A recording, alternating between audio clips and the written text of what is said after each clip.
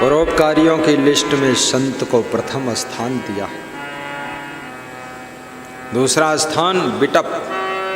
बिटप किसे कहते हैं? बिटप वृक्ष को कहते हैं। वृक्ष ऑक्सीजन देता है, फल देता है, छाया देता है, लकड़ी देता है, बहुत परोपकार।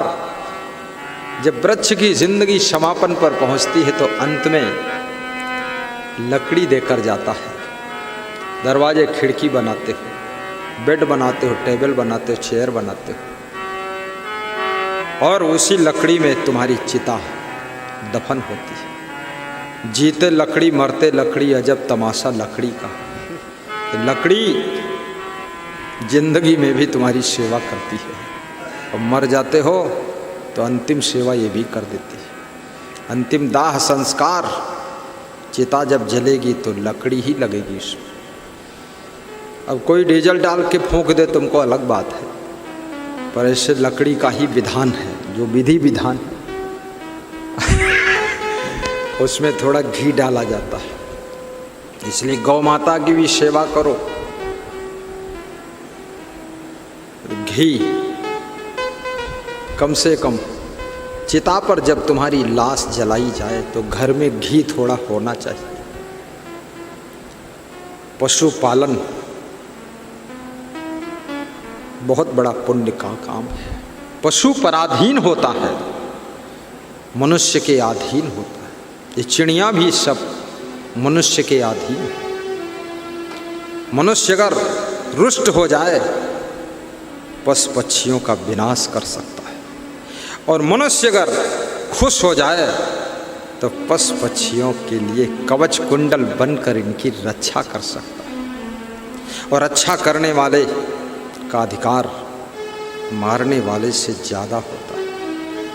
इसलिए याद रखना, पशु पक्षियों की भी रक्षा करो। संत बिटप पेड़ पौधों की रक्षा करो। कल हमारे यहाँ उन्नाव के भक्त आए थे, जगदेव सिंह, कन्हैया लाल जी के बड़े भाई, छोटे भाई, कह रहे थे गुरुदेव यहाँ ठंडा बहुत है, यहाँ पेड़ पौधे बहुत है, जहाँ घर बनाओ थोड़ा पेड़ पौधे भी लगा। मैं दिल्ली गया, राष्ट्रपति के भवन में श्री रामनाथ कोविंद जी कबीर साहिब के महान भक्त, चुस्त कबीरपंथी है। उनके सगे बड़े भाई राम स्वरूप कोविंद ने, गुना में रहते हैं, गुना मध्य प्रदेश का जिला है, वहाँ 3 दिन का सत्संग करवाया था। फिर मोबाइल में उनसे बात कराया था। तो राष्ट्रपति भवन में मैंने देखा, उसके आसपास में पूरी दिल्ली में गौर से देखा, मैंने बेंगलोर में देखा, बहुत बड़े बड़े पेड़ लगे हुए हैं, बहुत बड़े बड़े, आम के भी हैं, बरगद के भी हैं, पीपल के भी हैं, अंग्रेजों के ज़माने के लगाए हुए सब। क्योंकि जितना वायुमंडल का प्रदूषण है, जल प्रदूषण, वायु प्रदूषण, सारे प्रदूषण को शोषित करने वाले ये वृक्ष होते हैं। मैं केरल गया था, वहाँ भी बहुत मैंने देखा, सब नारियल के पेड़ लगे हुए हैं। कलकत्ता में भी बहुत नारियल लगा हुआ है। अभी हांगकांग गया था, वहाँ भी बहुत पेड़ पौधा, बहुत हरियाली। पेड़ पौधे लगाइए। तुलसी का पौधा भी लगाइए, तुलसी को नमस्कार कर लो। तो वृक्ष दूसरे नंबर के परोपकारी। तीसरे नंबर का परोपकारी कौन? संत बिटप सरिता नदी।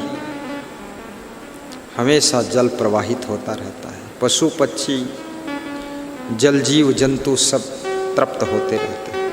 नदियों का पानी बांध करके बिजली का उत्पादन होता, परोपकार ही तो है। और नदियों के पानी को नहर में निकालते हैं तो फसलें सब हरी भरी होती, परोपकार ही। चौथा परोपकारी कौन है? गिरी। गिरी माने पहाड़। पहाड़ भी परोपकारी है। ये पहाड़ ये भी बहुत ऑक्सीजन देते हैं, प्रदूषण को खत्म करते हैं, वायुमंडल को शीतल करते हैं। काठमांडू में आप जाइए, इतना पहाड़ है, नेपालगंज से पहाड़ शुरू होगा, काठमांडू तक सब पहाड़ ही पहाड़, एक से एक पहाड़, बड़े बड़े पहाड़, और सब पे हरे भरे पेड़ लगे हुए। इसलिए काठमांडू में कभी अकाल नहीं पड़ता, सूखा नहीं पड़ता। वर्षा का सीधे रिश्ता जंगल से है, पेड़ों से है, पहाड़ों से है। जहाँ रेत ही रेत है वहाँ वर्षा बहुत कम होती है। और पांचवा परोपकारी है धरणी। धरणी माने धरती माता। ये धरती परोपकारी है, अन्न उत्पन्न करके देती है। धरती सोना देती है, चांदी देती है, अभ्रक देती है, खनिज पदार्थ देती है, लोहा देती है, कोयला देती है, तांबा देती है। ये धरती डीजल पेट्रोल भी देती है, प्लास्टिक भी धरती से निकलता है। ये धरती क्या नहीं देती है, धरती तुमको भी अपने ऊपर धरे रहती है, अंत में धरती अपने अंदर तुमको समाहित भी करती है। इसलिए इसका नाम धरती है, क्योंकि सबको ये धरती रहती है और सबको धारण करती है, और धरती सबको अन्न उत्पादन करके भी खिलाती है। इसलिए धरती को भी परोपकारियों की लिस्ट में रखा गया। मनुष्य को भी परोपकारी बनना चाहिए। परोपकार करो। जिस देश में तुमने जन्म लिया, बलिदान उसी पर हो जावे, वह शक्ति हमें दो दया निधे। बचपन में स्कूल में प्रेयर होती थी, प्रार्थना होती थी, यही गाते थे। प्रार्थना जिसने रचना किया उसको भी धन्यवाद देता हूँ, बहुत अच्छी प्रार्थना है।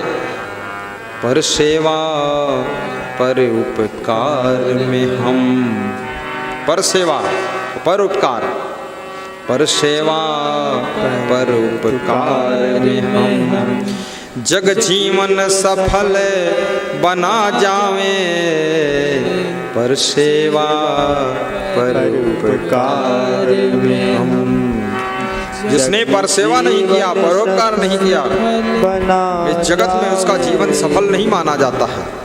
वह शक्ति हमें दो दया निधे, कर्तव्य मार्ग पर डट जावे, पर सेवा पर उपकार में हम जग जीवन सफल बना जावे, पर सेवा पर उपकार में हम जग जीवन सफल